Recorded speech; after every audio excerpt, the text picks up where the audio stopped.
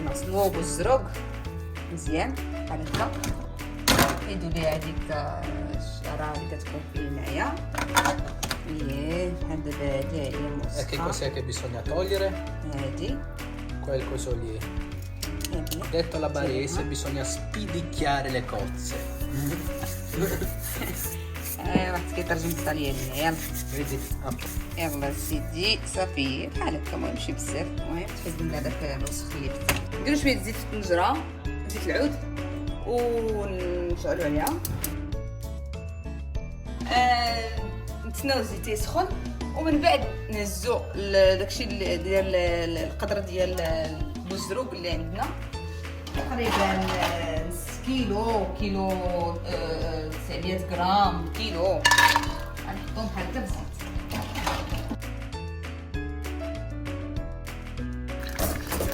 دابا نديرو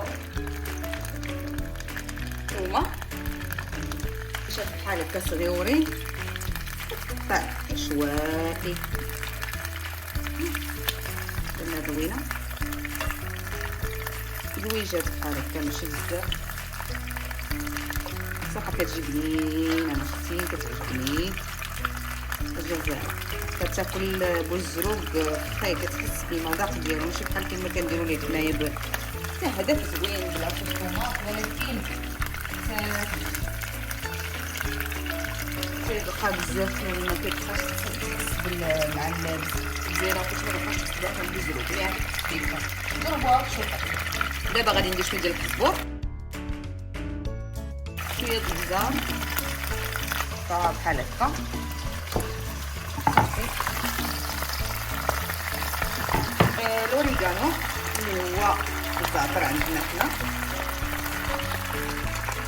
ونحطو في الدينه باش يعطي داك النسمه ديالته. الا كتلاحظوا معايا بوزروك بدا كيتحل،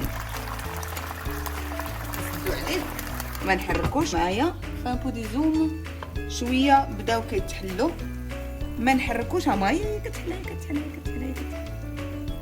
شويه عليها.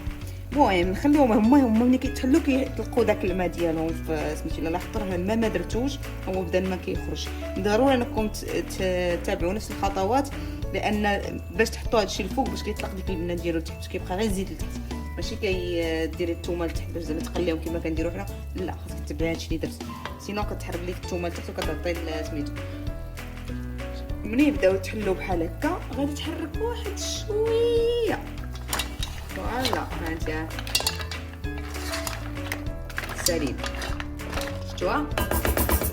فوالا نسد ونخليهم يطيبوا تقريبا 10 دقائق ديال 10 مينوتي.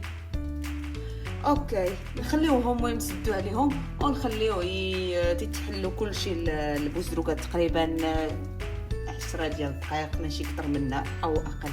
صافي المهم بقى بحال هكا فينيتو، ما بقاش نقيسوها صافي.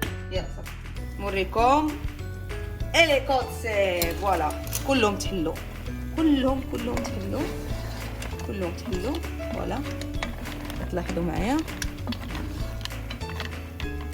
نزيدوا البيبرونشينو فيه الفلفل دابا، لان اصلا شنو هي سميت هاد الوصفه هذه، لان فيها البزار بالزايد راه ما كيجيش هكا تجي غزال.